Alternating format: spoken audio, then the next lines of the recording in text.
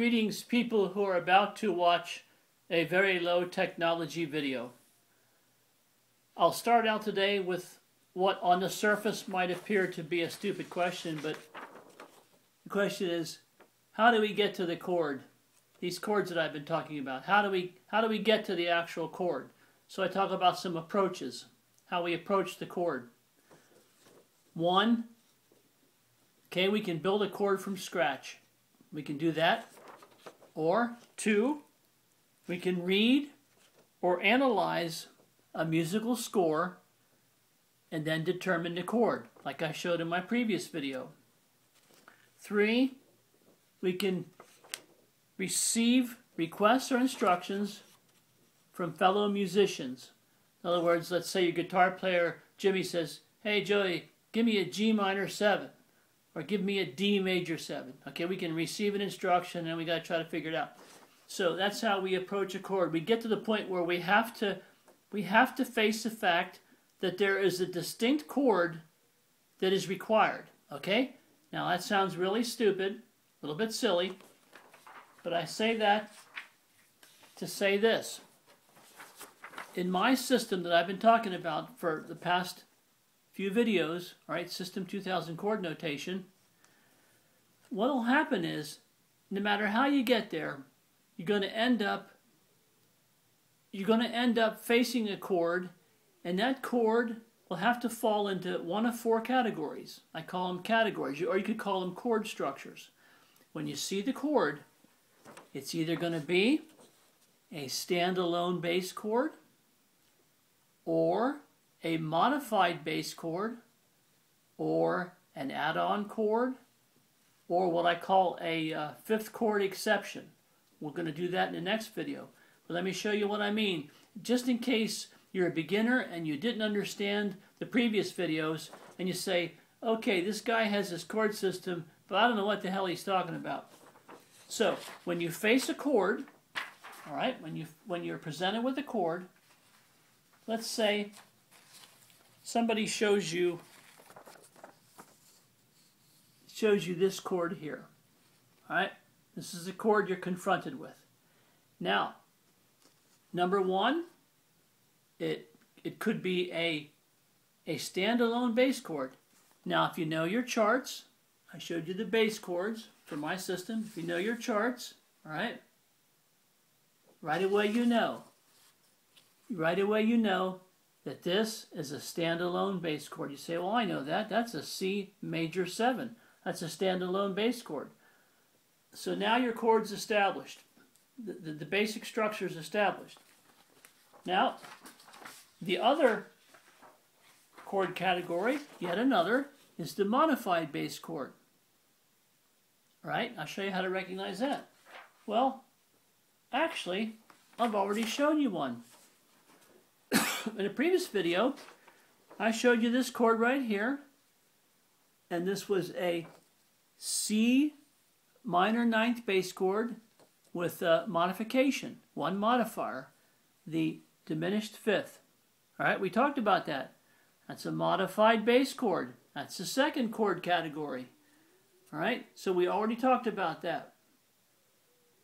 So now you've seen a chord, a standalone bass chord, and you've seen a modified bass chord. Now, the third category, as I mentioned, would be the add-on chord. I didn't go into detail because I didn't think many people would watch my chord videos. I didn't think many people would care. But I want to say this anyway because I like to share information. Well, wait, you know it. We already talked about add-on chords. And here I gave an example, I think yesterday. It was a C dominant 7, and it had two modifiers.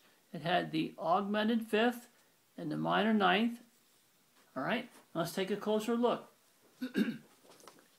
This chord we determined was a C dominant 7 bass chord. All right, it was a C dominant 7. We talked about that a little bit. And then we had one modification. We mentally, in our minds, we don't have to do it on paper. In our minds, we took out the G natural and put in a G sharp, all right?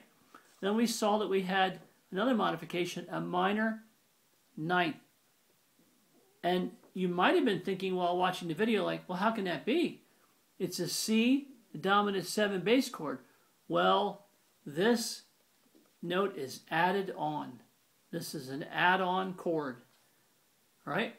You have your bass chord, and you've modified, you've done what you could, so you had to add on, because there's no way to sensibly notate and present this chord to a fellow musician if you don't have the capability for add-ons. You have to have the capability for add-ons to notate really weird chords, and this is just one of them.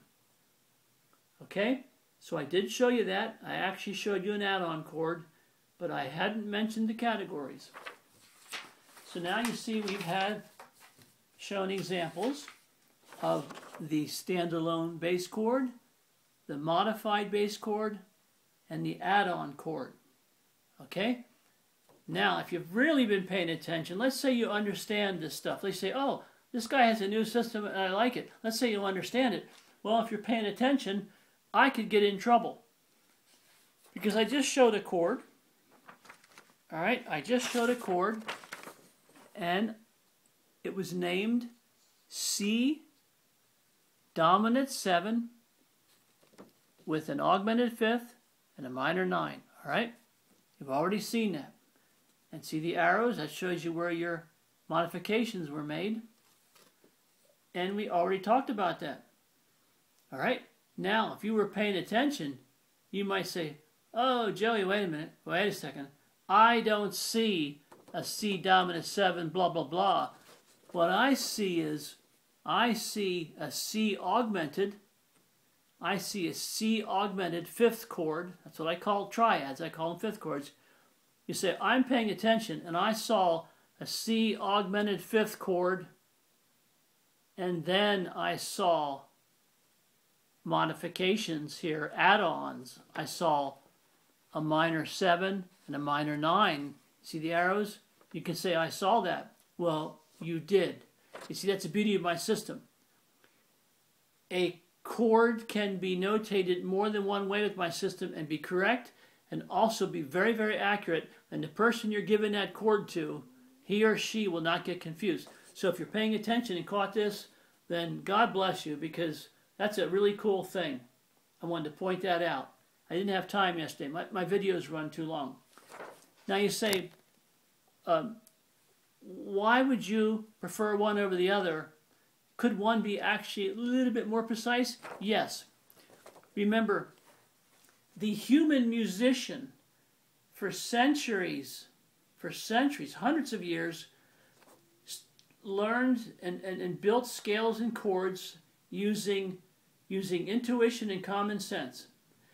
And all the while he was doing this in nature provided us with the harmonic series, and nature had already figured all this out. So if you keep that in mind, if you keep the human element in mind, intuition and common sense, and you keep the harmonic series in mind, you will prefer this chord, the dominant 7th example, over the augmented. Why? Because in nature, the minor 7 here, all right, the dominant 7 occurs naturally in the harmonic series in nature.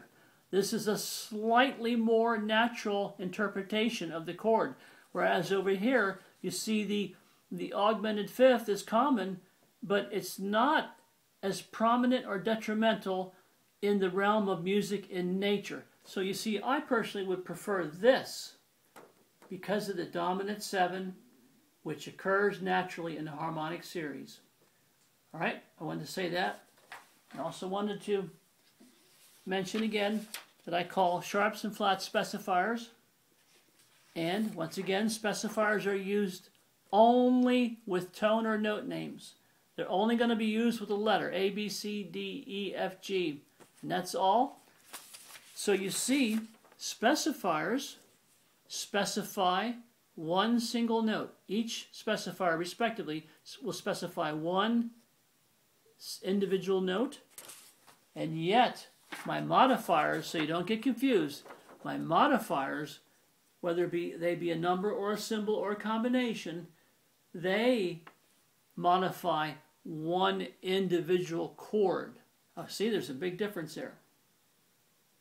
Now, quickly, most of this started, I thought about chords well before 1984, but this whole thing started in my introductory video.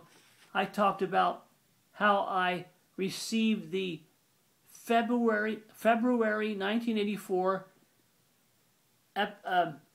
edition of Keyboard magazine, and in the second paragraph, and no, excuse me, not February, this chord was first mentioned in February 84, but this Bill Irwin talks about it in June of 84. I apologize. But in the second paragraph, one of the very first things he mentions is some weird chord, and I want to show you that weird chord. And this is what got my mind started way back in the day, a long time ago. He talks about this chord. He talks about this chord. In my notation system, you would call it a C minor bass chord. It's a C minor fifth chord, but you don't need to put the 5 down there. And the modification is major 7. And I put the uppercase M here to make sure you don't confuse this 7 with anything else. It's an interval of a major 7. So you see clearly here, we have a C minor bass chord, and you have the added major 7. This is an add-on chord. You see that? It's an add-on chord because you had your C minor bass chord, I hope I'm speaking correctly, and I added a note at the interval of a major 7. And here's how you write it in with my linear alphanumeric. C minor point uppercase M7. I wanted to show you that because that goes all the way back to when I first received my Keyboard magazine, June 1984, and he was talking about the chord that he brought up in February of 84, and it kind of bothered him, so he followed up in June of 84, then he followed up again in October of 84, and that's when I received that honorable mention. Anyway, okay, that's it for today. So in the next video, I'd like to talk about the 5th chord exceptions. It's another chord category. So you just saw that you're either going to run into one of 4 things and one of 4 things only in my system. And that simplifies it. A standalone bass chord, a modified bass chord, an add-on chord. I call them add-on chords. And then tomorrow we'll talk about the 5th chord exceptions. This is the really cool thing here. Okay, that's it. I know I take too long. I can't go any faster. I don't know how to do it faster. So thank you for being incredibly patient, and I hope to see you soon. Good night.